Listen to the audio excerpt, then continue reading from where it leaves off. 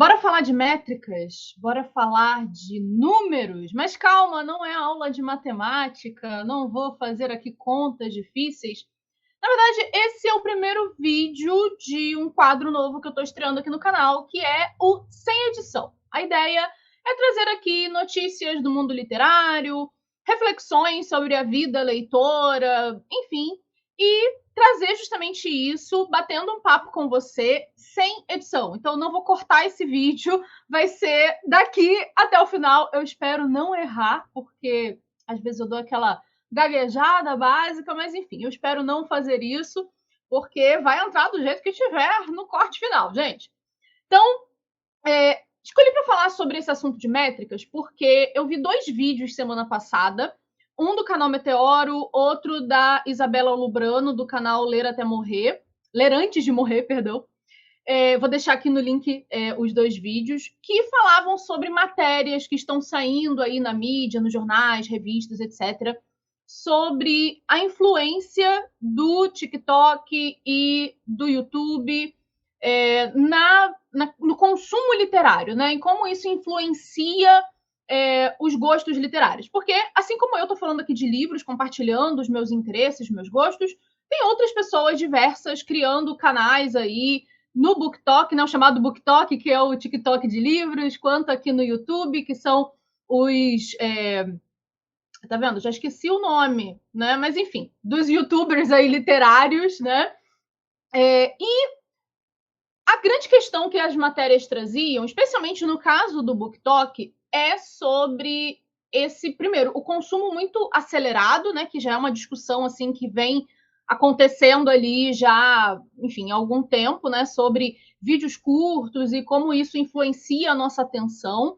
De fato, é problemático que a gente fique trocando de notícia e fique numa velocidade muito grande de consumo de informações, mas não é isso que eu quero abordar aqui hoje. O que eu quero falar é sobre métricas de leitura, sobre quantidade de leitura.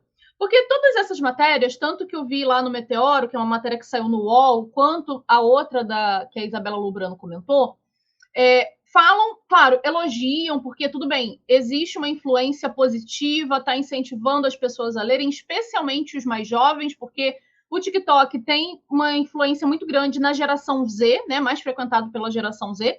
Eu, particularmente, uma millennial, assim, eu não consumo TikTok, até tenho uma conta lá, mas assim, às vezes eu entro, sei lá, alguém falou que lançou um TikTok sobre um assunto tal, aí eu vou lá, assisto e saio. Eu não consigo. Minha mente frita muito com esse negócio de vídeo contínuo. Mas é um fato, gente. E você pode ver isso nas livrarias físicas, na Amazon. É um fato que essas redes influenciam demais o consumo literário. Tanto que já tem livro que sai com selo, né? Sucesso no TikTok, sucesso no YouTube, sucesso não sei o quê. Influencia tanto nas vendas, né, de sucesso em tal coisa, e isso já, né, faz o livro ser muito mais divulgado, quanto influencia até para as editoras escolherem quais livros elas vão trazer, né, para traduzir aqui para o português. Então, as matérias falam, eu vou deixar aqui no link também a matéria do UOL, né, que fala que as editoras, por exemplo, olham, e se um livro estiver fazendo muito sucesso na gringa, né, estiver fazendo sucesso aí fora do país, especialmente Estados Unidos, né, vamos considerar assim, é muito Estados Unidos. Então, se estiver fazendo sucesso no TikTok de lá, a editora já fica mais interessada, porque é provável, não é certo, não é uma garantia, mas é provável que vai fazer sucesso no TikTok daqui também. E aí, né, claro, acontece de comprarem esses livros e tal, em detrimento, às vezes, de outros livros, né? Então, por um lado, isso influencia o mercado, tem se vendido mais livros, tem se falado mais sobre literatura e etc. Por outro, há quem critique, como eu falei, né, por essa... Primeiro, pelo formato, né, dos vídeos curtos, às vezes uma coisa muito acelerada. Mas uma coisa que eu queria pensar com você é sobre como isso influencia a nós, leitores, né?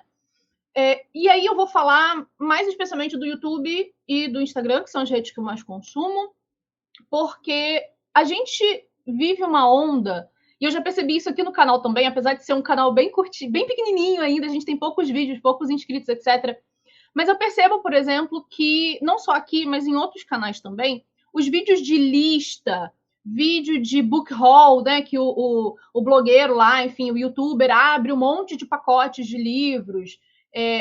Esses vídeos que mostram uma série de livros, né? Vários livros, seja no unboxing, seja numa lista qualquer, numa tag, alguma coisa do gênero, normalmente tem mais visualizações, tem mais interesses, tem mais engajamento, que a gente chama de engajamento, né? Quer dizer, o envolvimento do público, do que livros, do que vídeos que são resenhas específicas, né? Resenhas assim de um livro só, que comenta, que aprofunda e tal. Como eu falei, essa é uma tendência que eu observo tanto no meu canal, que é muito pequenininho, quanto em canais maiores também, em perfis maiores também observo esse movimento.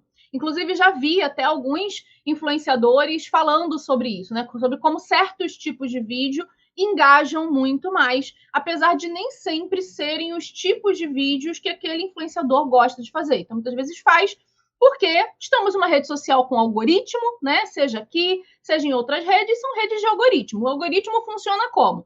Você cria o conteúdo e lança. Se as primeiras pessoas que tiveram contato com aquele conteúdo clicaram, assistiram, deixaram um curtir, né? Deram like, enfim. Se as pessoas se envolveram, deixaram um comentário, qualquer coisa do tipo, o algoritmo entende que aquele conteúdo é relevante e continua entregando para outras pessoas.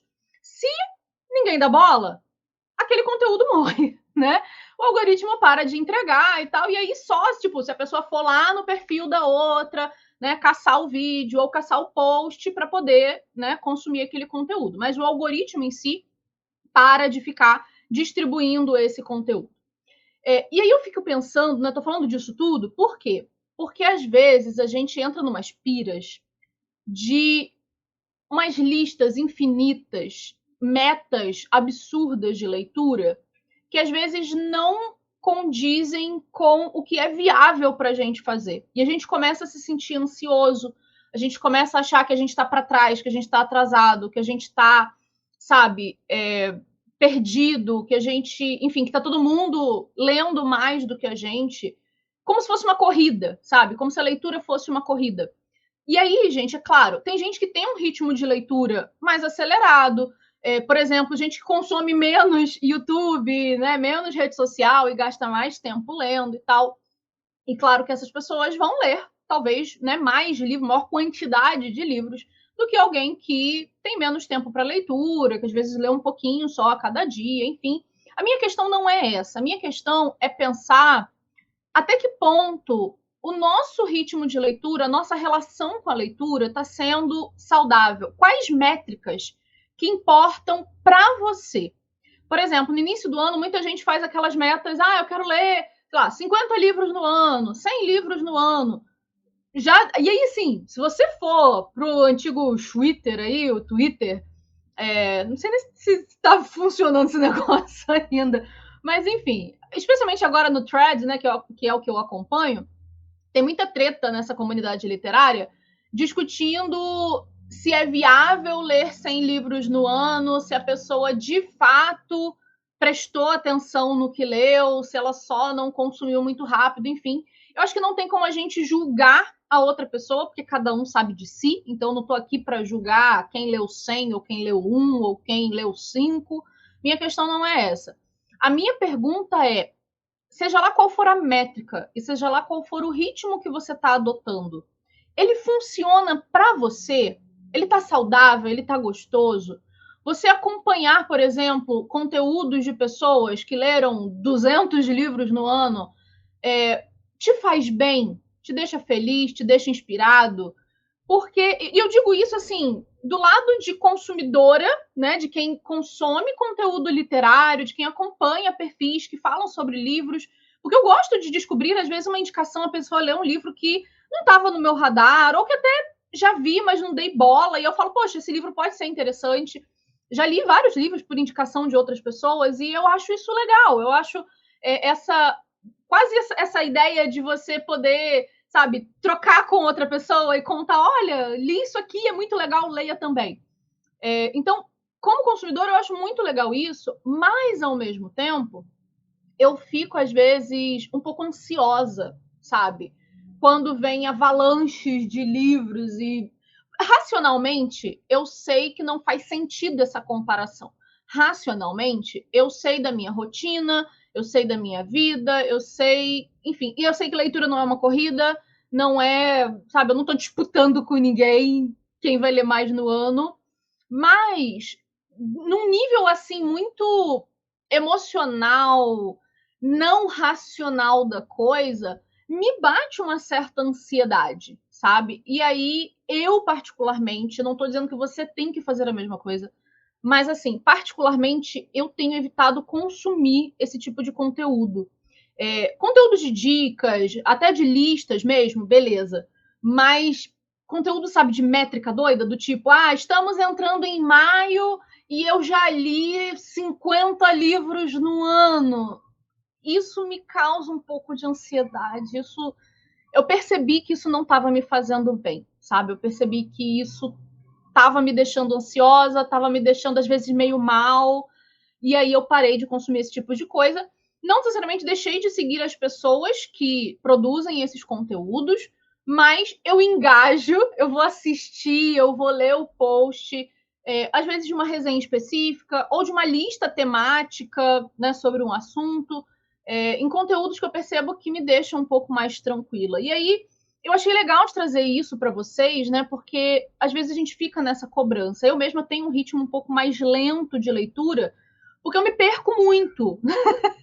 Às vezes eu leio um livro e eu fico ali pensando, assim, dias naquele negócio que eu li, para então conseguir continuar, sabe? Para então conseguir pegar o livro e continuar. Ao mesmo tempo, eu tenho meu projeto, né, dos 40 antes dos 40, e você vai falar, hipócrita! Criou uma meta de leitura, está aqui criticando quem cria metas. Calma, respira. Eu não estou criticando quem cria metas. Eu estou perguntando se suas metas são adequadas para você. Ok? Beleza? Sigamos.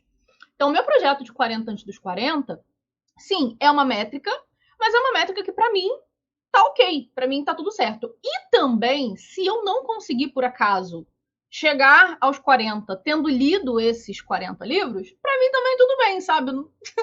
É só uma métrica meio aleatória. Não é uma coisa do tipo, nossa, minha vida depende disso. Nossa, eu serei menos leitora se eu não concluir essa meta, sabe? Para mim não é assim. Para mim é só uma forma de eu organizar as leituras que eu quero fazer, que são livros prioritários, né? Eu quando criança, não tive acesso à literatura em casa, né, durante a adolescência também. Então, assim, eu só pegava emprestado na escola ou com amigos e tal. Eu só pude comprar livros, de fato, depois que eu virei adulta. Só que aí também eu entrei na faculdade de filosofia, fiz o mestrado, fiz o doutorado, e todo o meu dinheirinho, né, todo o meu suado dinheirinho foi para comprar livro de filosofia. Então, a literatura, assim, especificamente, chegou um tanto, entre muitas aspas, tarde na minha vida, né? Quando eu falo tarde, tô botando aqui muitas aspas nesse negócio, porque eu acho que não tem um tempo certo, né? Mas eu quero dizer assim, tarde em relação a outras pessoas que tiveram acesso à literatura já na adolescência, né? No início da vida adulta e tal, e eu não tive. Eu fui começar a ler mais literatura já com 34, 35. Esse ano, então, depois que eu terminei o doutorado e tal, que eu tô podendo me dedicar também, não só dinheiro, mas também tempo, né? Porque, assim, quando você está super envolvido numa pesquisa acadêmica, é muito difícil você ficar lendo coisas muito diferentes. Então, agora, por exemplo, eu estou fazendo isso, e a minha lista de 40 antes dos 40 é uma lista, assim, de, poxa, grandes obras que eu queria muito conhecer, que são uma prioridade para eu conhecer, sabe? Para eu ler. Então, para mim faz sentido dentro dessa lógica, mas não faz sentido eu conseguir essa lógica a qualquer custo, por exemplo. Então, eu já li 2 dos 40, né? Em tese, seriam 10 livros por ano para eu conseguir, né, cumprir essa meta. Já tenho algumas leituras previstas esse ano, mas assim, se não der também, gente, eu não vou ficar me desesperando por causa disso. Eu já vi, assim, esses vídeos de manias estranhas de leitores, né? Uma menina falando que ela não gosta de deixar um livro que ela começou em um ano, né? Quando chega no final do ano, dezembro, ela não gosta de deixar um livro na metade para terminar em janeiro, né? Não gosta de começar em dezembro para terminar em janeiro. Então, nem que ela tenha que fazer uma maratona, do tipo ficar o dia inteiro, virar a noite lendo, ela vai fazer isso para conseguir terminar em dezembro, porque senão depois ela não sabe classificar em que ano que ela leu o livro, né? Se ela leu num ano ou se ela leu no outro ano. Então, assim, eu acho engraçado, mas é aquele negócio. Se te faz bem, ok, beleza. Mas será que isso também não é um pensamento muito rígido, sabe? De não, eu preciso terminar esse ano, porque eu preciso botar na conta, porque eu preciso bater minha meta, porque se eu de repente marcar que eu li no ano que vem, né, no ano seguinte, vai me prejudicar. Então, assim, será que não é um pensamento às vezes meio rígido, meio duro, meio, sabe, inflexível que a gente está tendo com alguma coisa que deveria ser, especialmente se você não trabalha com isso, né? Porque a gente também tem que ter essa diferença. Uma coisa sou eu, Fernanda, consumidora, outra coisa sou eu, Fernanda, produtora de conteúdo, né? Eu que estou aqui compartilhando com vocês as minhas leituras, que estou lá no Instagram falando sobre o que eu li, sobre o que me interessa e etc. Uma coisa é isso, e outra coisa é só ler por interesse, só ler porque você não trabalha com isso, porque você não precisa, sabe, necessariamente disso, né? E mesmo quem trabalha, eu acho que tem um ritmo, sabe, que você vai criando para suas coisas. Então, nem sempre, por exemplo, eu não leio trocentos livros no mês para falar de um livro diferente todo santo dia. Então, muitas vezes eu vou pegar livros que eu já li, eu vou resgatar outras coisas. Às vezes eu levo assim um tempo refletindo no mesmo livro e falo do mesmo livro várias semanas. Enfim. Então, assim, é isso. Eu não sei se eu cheguei num ponto, mas eu queria abrir essa conversa com você, sabe? Eu queria pensar com você, eu queria abrir esse espaço, sabe? Imagina que a gente tá, assim, num café gostoso, num fim de tarde, batendo um papo, trocando uma ideia, e aí eu te convido a bater esse papo comigo, eu te convido a gente a continuar essa conversa. Você pode deixar aqui nos comentários o que você acha de tudo isso, se você está feliz com as suas métricas de leitura. E, ao mesmo tempo, eu queria compartilhar um pouco dessas minhas impressões, dessas minhas sensações, porque talvez você aí do outro lado também sinta alguma coisa parecida comigo, e aí eu queria que você soubesse que você não está sozinho, se você não consegue ler trocentos livros no ano, não tem nada de errado. Se você lê muitos livros, tá tudo certo também. O importante é que você esteja feliz, o importante é que você esteja satisfeito, contente com aquilo que você está fazendo. Então, se você que tiver comentários, se você quiser deixar a sua opinião, o que você acha disso, quais são as suas percepções, como é a sua experiência de leitura, se você lê mais rápido, mais devagar, muitos livros, poucos livros, calhamaços, livros curtinhos, enfim, deixa aqui nos comentários, vamos continuar essa conversa. E eu te espero na próxima. E se você gostou também desse novo formato, desse quadro assim, da gente batendo um papo, da gente trocando uma ideia aqui sem edição, me conta também se você quer ver outros vídeos e você pode também indicar assuntos que você quer que eu comente aqui nesse quadro, aqui nesse vídeo do Sem Edição, ok? Espero você na próxima, então. Tchau, tchau.